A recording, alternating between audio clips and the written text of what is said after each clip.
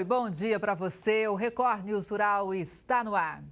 O Chile e o Japão estão importando o avocado paulista. O estado maior produtor brasileiro da fruta é responsável pela produção de mais de 40% do abacate nacional.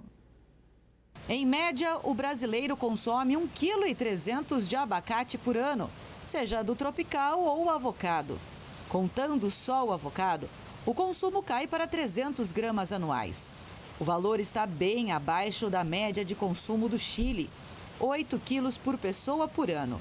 E agora, cada vez mais, essa fruta consumida lá pode ter sido produzida aqui no Brasil, mais especificamente no estado de São Paulo. Isso porque o estado começou a exportar avocado para novos mercados internacionais, como o Chile e o Japão. São Paulo é o maior produtor nacional da fruta, responsável por mais de 40% da produção brasileira.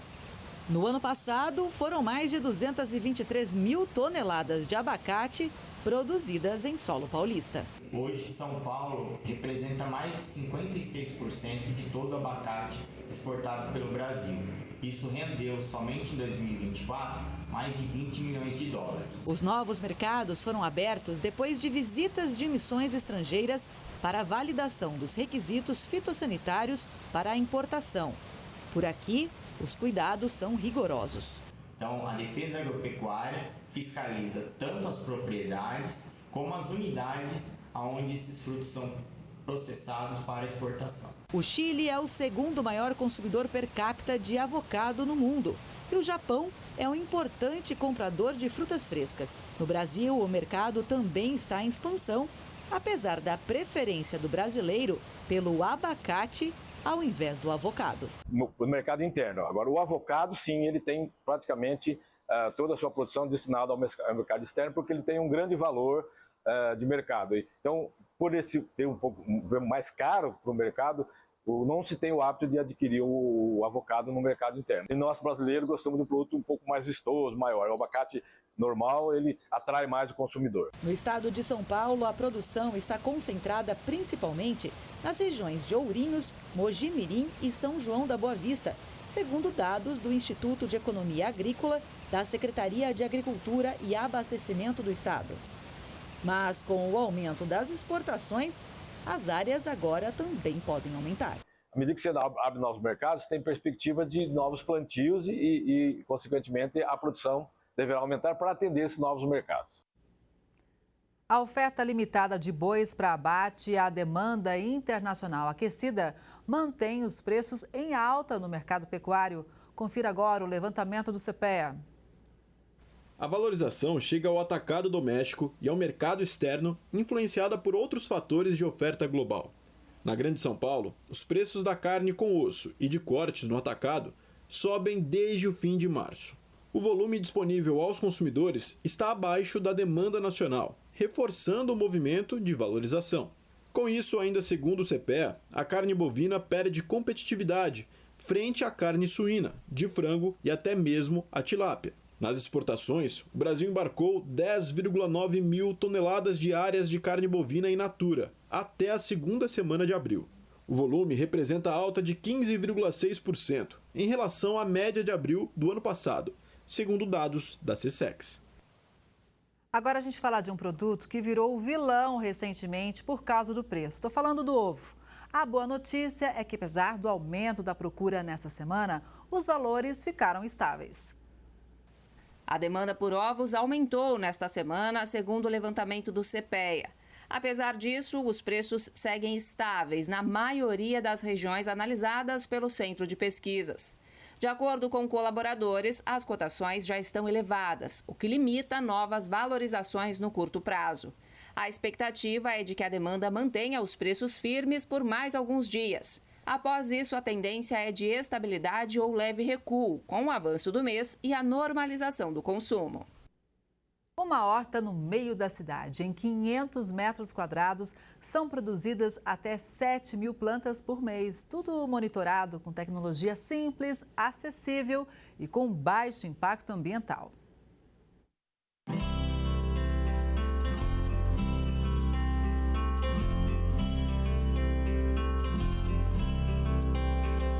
do setor sudoeste, em Goiânia, um espaço verde chama a atenção. Não é uma praça nem um parque, mas uma fazenda urbana que cultiva hortaliças fresquinhas, sem usar 1 grama de terra. Essa é a proposta da hidroponia, uma técnica de cultivo que usa a água como principal meio de desenvolvimento das plantas. E o melhor, sem agrotóxicos, com rastreabilidade total e produção sustentável.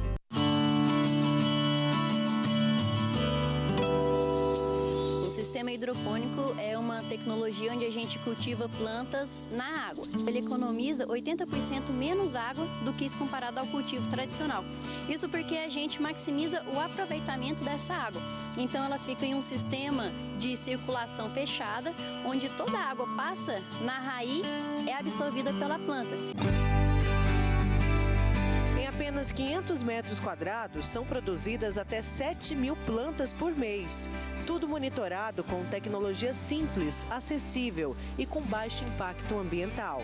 Alface, rúcula, cebolinha, manjericão e até as plantas alimentícias não convencionais como o peixinho da horta e a Ora Pronobis. Tudo isso com o uso de menos água, maior crescimento e maior durabilidade após a colheita e a certeza do retorno do investimento. Com o nosso sistema, a gente pode mostrar para as pessoas que o sistema hidropônico não precisa ser complexo para produzir bem. A gente pode ter uma estrutura simples, altamente produtiva. A ideia nasceu da paixão pela agricultura familiar. A produção é feita pela Aline, engenheira agrônoma, com a ajuda dos pais. Uma família inteira dedicada ao cultivo sustentável no coração da cidade. A Daiane mora no bairro e compra sempre aqui, pela qualidade e praticidade. Facilita muito a vida da gente, porque a gente já passa, compra, a verdura tá fresquinha, já ajuda muito no dia a dia.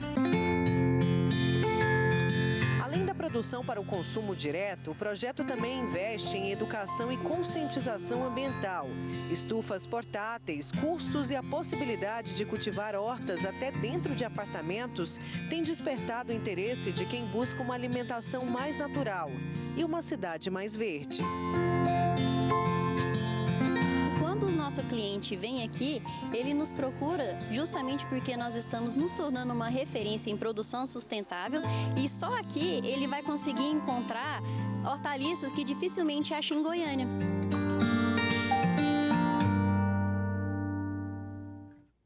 Bacana demais, né? Uma família mantém a tradição de mais de 200 anos na fabricação de cachaça em Goiás. São 7 gerações que se dedicam desde o cultivo da cana até o final do processo.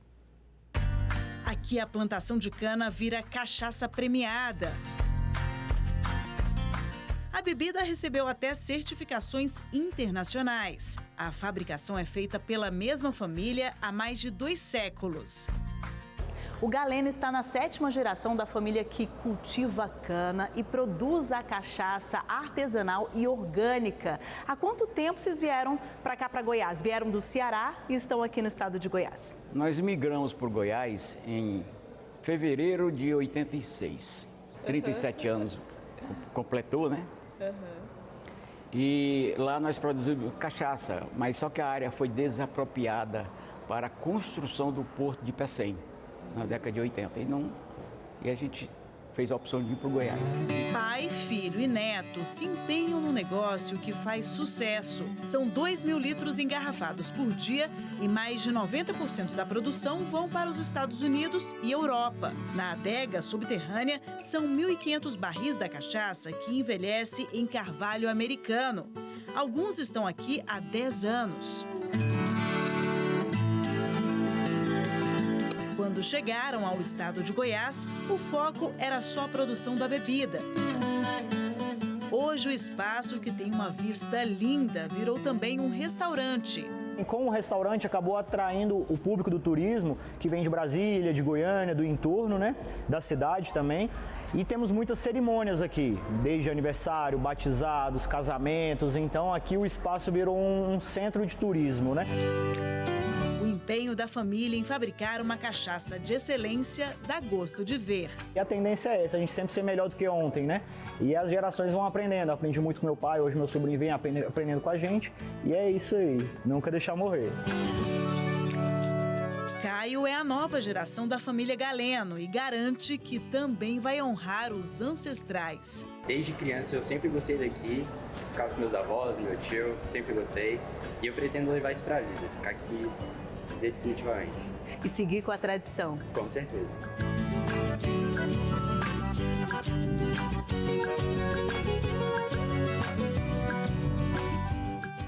Que bonito, né? Ver a união da família. Uma operação conjunta em Zacarias, no interior paulista, marca o começo de uma fase mais intensa de fiscalização nas águas do rio Tietê. A estratégia está relacionada com os recentes casos de mortandade de peixes, que causou, claro, prejuízos milionários aos piscicultores da região.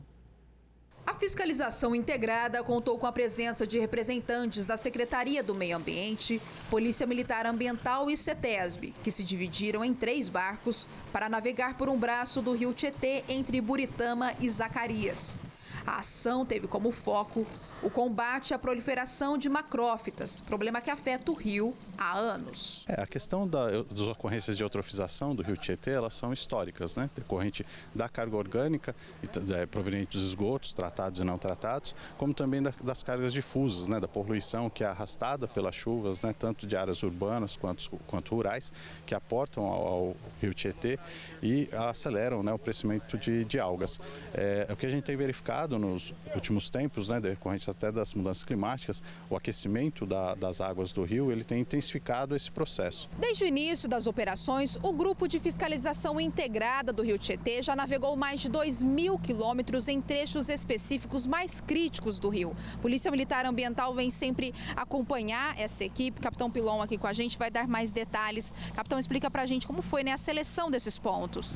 Sim, foram selecionados pontos onde houve mortandade de peixes e onde havia maior turbidez da água, ou seja, a água estava mais esverdeada. Vocês analisaram, né? Alguma autuação foi feita? Foram feitas mais de 20 autuações, o que redundou em mais de 121 mil reais em valores, em reais de multa. Foram as principais infrações que estavam sendo cometidas, capitão? Desde desmatamento, né, das APPs até o não cumprimento, né, o descumprimento do termo de compromisso de recomposição ambiental, onde a pessoa ela desmatou e ela teria que recompor. Então teve esses 2 tipos que foram os mais flagrados pela Polícia Ambiental. Mas mesmo com essa situação, algumas pessoas ainda vêm até o rio pescar, como é o caso desse casal, que é o seu Onofre e a dona Gildene. A gente conversou com eles frequentam este ponto específico do rio há cerca de um mês. Antes, o que era pescado aqui era consumido por eles, mas por conta da atual situação, hoje eles só vêm mesmo para passar o tempo por conta do lazer. Antes comia? Hoje já não come. Tá estranho, né? Dentro do plano para intensificar a fiscalização dos mananciais, os técnicos da CETESB utilizam uma sonda especializada para analisar os índices de oxigenação, pH e condutividade da água. Os resultados assim, estão dentro de uma normalidade, estão melhorando, né? O oxigênio dissolvido deu em torno de 5 a 6.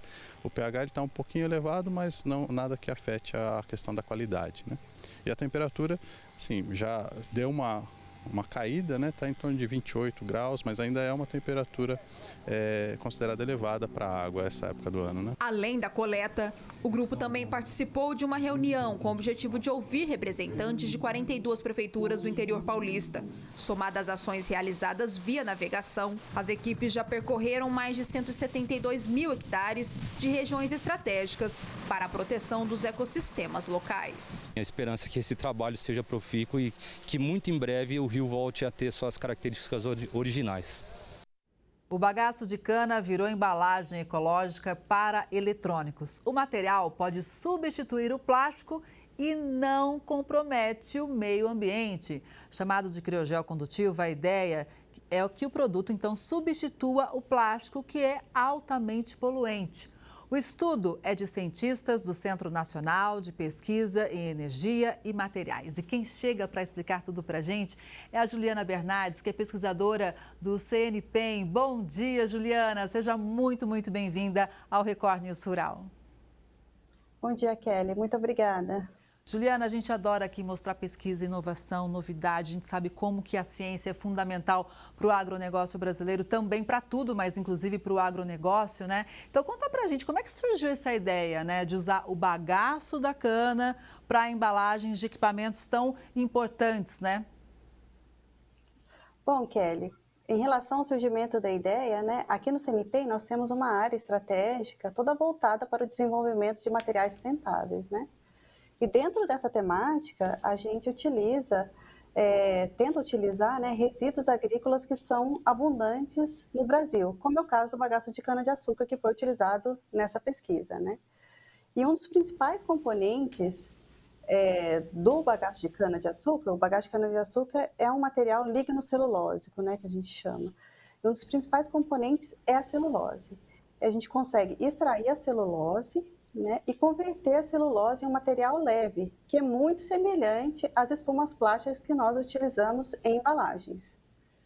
E no caso das embalagens condutivas que nós preparamos nesse trabalho, ela tem que dissipar cargas eletrostáticas para evitar danos aos componentes. Então, para isso, nós adicionamos o carbon black ao material, garantindo, então, essa propriedade tão essencial. Pois é, né? Eu acho sensacional a gente poder mostrar todo esse estudo aqui. Agora, é óbvio que tudo isso que você explicou para a gente, houve muito trabalho, né, em cima disso para chegar a essa conclusão. Quanto tempo de pesquisa, hein, Juliana? Para o desenvolvimento desse material, foram 2 anos de pesquisa, né? Foi a dissertação de mestrado de uma aluna minha, que fez o mestrado pela Universidade Federal do ABC, e foram 2 anos de estudo. E olha, a gente lembra que tudo isso já está patenteado, né? Sim, está tudo patenteado e está disponível para licenciamento, né? Quem tiver interesse é só entrar em contato com a assessoria de inovação do CNPq. Eu acho muito interessante e importante a gente destacar isso aqui, porque é o seguinte, quando a imprensa vem, divulga uma inovação, até para ela ganhar fôlego e chegar ao mercado, é preciso que exista essa conexão com a iniciativa privada. Então, é muito importante a gente divulgar, né, todo o trabalho feito na academia, mas para que realmente alcance o mercado e vire um produto de fato ali em escala comercial, é preciso ter essa parceria com a iniciativa privada. Bom, aí, dito isso, né, com relação ao meio ambiente, uma vez que é fundamental a gente proteger o meio ambiente, quais são as principais vantagens que vocês conseguiram comprovar? Tá. Novamente, né, para obter esse material, nós utilizamos a celulose que foi extraída do bagaço de cana-de-açúcar, né, que é um resíduo que é gerado em milhões de toneladas no Brasil. Atualmente ele é basicamente queimado na usina para gerar eletricidade, e o que a gente fez foi remover a celulose para produzir um material que se decompõe rapidamente no ambiente. Então, e por outro lado, as espumas plásticas que são utilizadas, as convencionais, né, as embalagens, elas podem levar centenas de anos para decompor. Então, essa tecnologia, esse estudo, contribui para reduzir, né, o acúmulo de resíduos que temos observado. Exato. Eu quis chamar a atenção para essa pergunta, Juliana, porque o plástico realmente é um grande problema. E o que a gente vê, né, é realmente um aumento, infelizmente, né, do consumo de plástico. Tem plástico para tudo. Então, realmente, essa é uma inovação muito importante, né, do ponto de vista ambiental. Agora, a gente tem já uma estimativa de custo? Existe já essa projeção?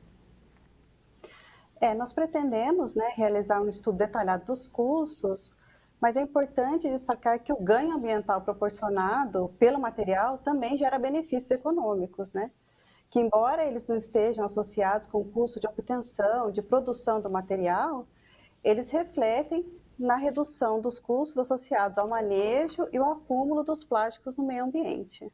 Mas a expectativa, então, é que seja uma solução tanto amiga, né, do meio ambiente, quanto também viável economicamente, né, uma vez que usa ali o bagaço da cana, né? Seria um resíduo que é transformado em produto útil. Sim, com certeza. Agora, como que foi esse teste, né? Conta pra gente, como é que foi esse teste desse bagaço, dessa embalagem, né? Ali na prática. Então, primeiramente a gente faz toda uma extração da celulose a partir do bagaço, então tem métodos que a gente já tem estabelecido no grupo para extrair a celulose.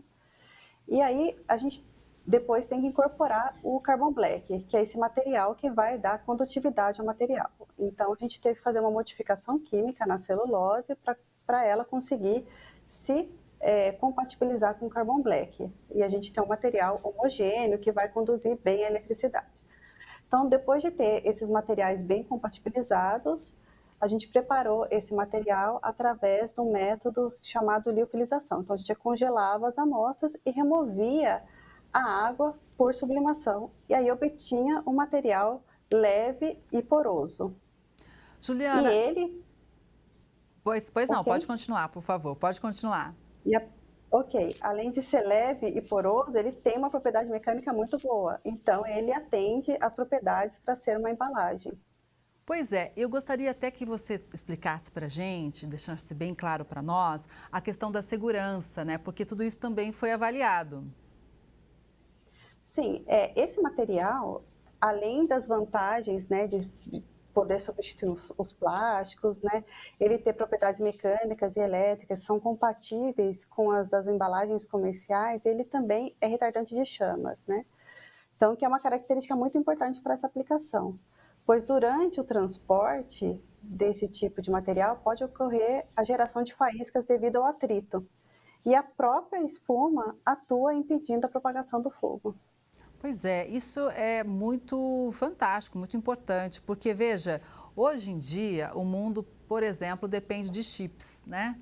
Todo mundo tem chips em tudo, né? Então, veja, é um material que pode ser usado em itens fundamentais, semicondutores, por exemplo, né? Então, a aplicação é muito ampla. E você mesmo lembrou para a gente, né? Segurança também é fundamental. Acho que isso também é estratégico para o produto chegar ao mercado, né, Juliana?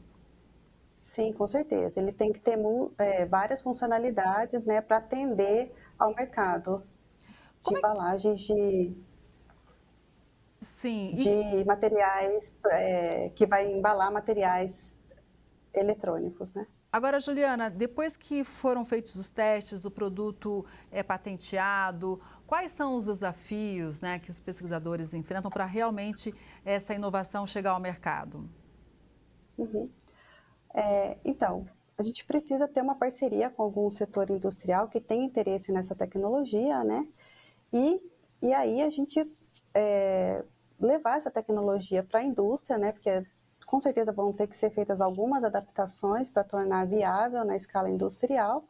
Então, primeiramente, tem que ter esse contato com a indústria, né? E a gente acredita que talvez esse contato ocorra em breve, né? Considerando as metas globais de sustentabilidade e a própria crescente demanda da sociedade por alternativas que sejam menos impactantes ao meio ambiente. Juliana, e é importante a gente destacar também que é um ano especial para o Brasil, um ano de COP30, o Belém recebe esse evento tão importante, então a gente mostrar que a ciência brasileira está antenada, né, com soluções mais sustentáveis, que respeitam o meio ambiente e, nesse caso, né, com uma matéria-prima que vem do agro. Sim, e essa tecnologia, né, ela está totalmente alinhada com os Objetivos do Desenvolvimento Sustentável, né, que foram estabelecidos pela ONU em 2015, né? Então, ela tá alinhada com o desenvolvimento sustentável e com tudo que vai ser discutido na COP30, acho. Ô, Juliana, e tem muitos resíduos, né, que podem virar produtos, né? Então, veja como é importante essa investigação da ciência, né, para a gente transformar o que seria um problema, ou seja, um resíduo, em novos produtos. Esse é um exemplo que a gente traz aqui, mas que, obviamente, com investimento em ciência, em educação, em pesquisa, né, a gente pode ganhar ainda mais protagonismo nesse sentido, né? Sim, com certeza, né? O bagaço de cana-de-açúcar, ele é utilizado na indústria, né, para geração de eletricidade, né, na sua maior parte. Mas poder agregar um valor maior a esse resíduo, né, é bem interessante. Juliana, havendo interesse da iniciativa privada, né, porque isso é fundamental, em quanto tempo, né, essa inovação chegaria ao mercado? Bom, Kelly, tudo depende do aporte e da aplicação, né? Mas tem que ter um início logo para começar algum projeto para que rápido chegue ao mercado, né? Exatamente. Então, precisa sempre ter essa parceria, né? Ciência Com e certeza. iniciativa privada. Bom, a gente espera, a gente fica aqui na expectativa para que esse produto realmente chegue, para que a gente seja mais sustentável, inclusive nas embalagens de eletrônicos sensíveis. Muito obrigada, Juliana, pela participação. Bom dia para você e até a próxima. Obrigada, Kelly. Bom dia. Bom dia. E essa edição do Record News Rural fica por aqui. Obrigada pela sua audiência. A gente se vê no próximo programa. Até lá.